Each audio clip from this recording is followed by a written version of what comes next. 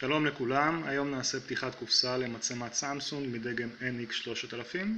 זאת מצלמה שקניתי בעיקר לצילומי סטילס, אבל הבנתי שהיא גם מצלמת וידאו לא רע, ואת זה כמובן נבחן בהמשך. בווידאו היום אנחנו רק נפתח את הקופסה ונראה עם מה מגיעה המצלמה, ונבחן קצת את איכות הבנייה, איכות החומרים, נראה עד כמה הם טובים. טוב, אז נתחיל לפתוח. קודם כל נסתכל על מה בעצם כתוב על הקופסה. אנחנו רואים כאן חיישן של 20.3 מגה פיקסל. המצלמה הזאת תומכת ב-NFC ו-Wi-Fi. פה אין לנו שום דבר מעניין. פה גם שום דבר מעניין. ופה כיתובים סטנדרטיים.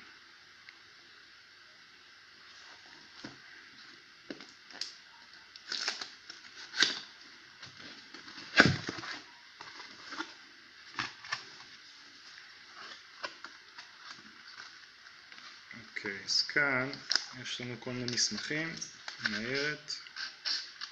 אני מניח שמדובר בדברים סטנדרטיים, אולי תעודת אחריות, זה פחות מעניין.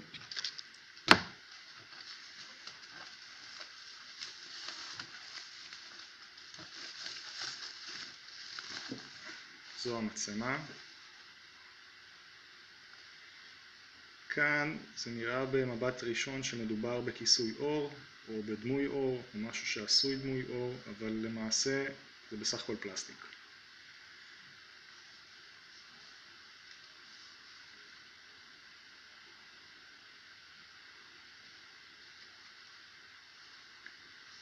נראה מה יש כאן.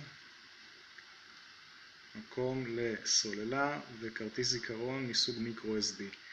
אני כן אציין שעם המצלמה קיבלתי גם כרטיס זיכרון 16 ג'יגה בייט וגם קופסה, או יותר נכון ארתיק, לאחסון המצלמה.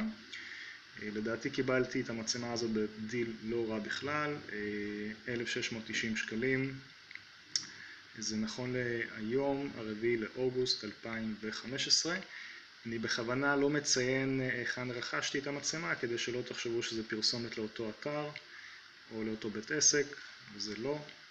סך הכל מוצר טוב, במחיר טוב. נראה מה עוד יש בקופסה.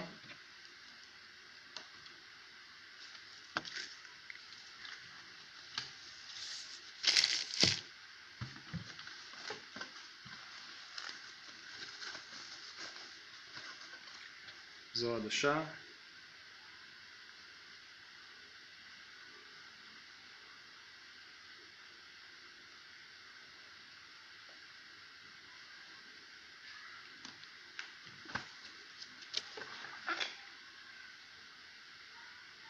מטען.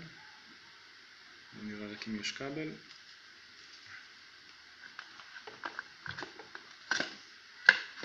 כן, יש לנו כאן כבל. שזה כבל סטנדרטי של מחשב וטלפון.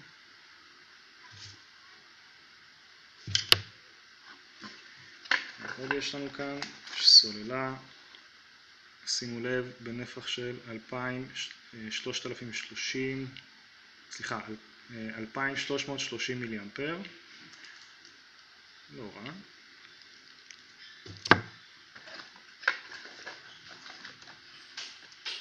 שרוך.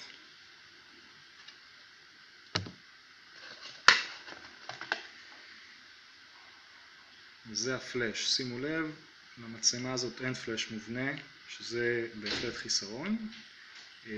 וזה פלאש שמתחבר לחלקו העליון של המצלמה, אני כבר אראה לכם איפה.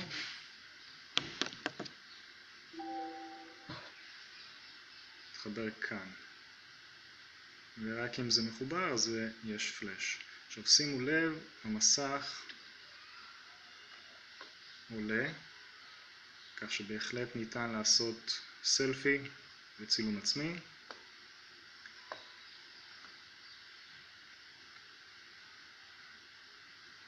ובואו נראה אם יש עוד משהו.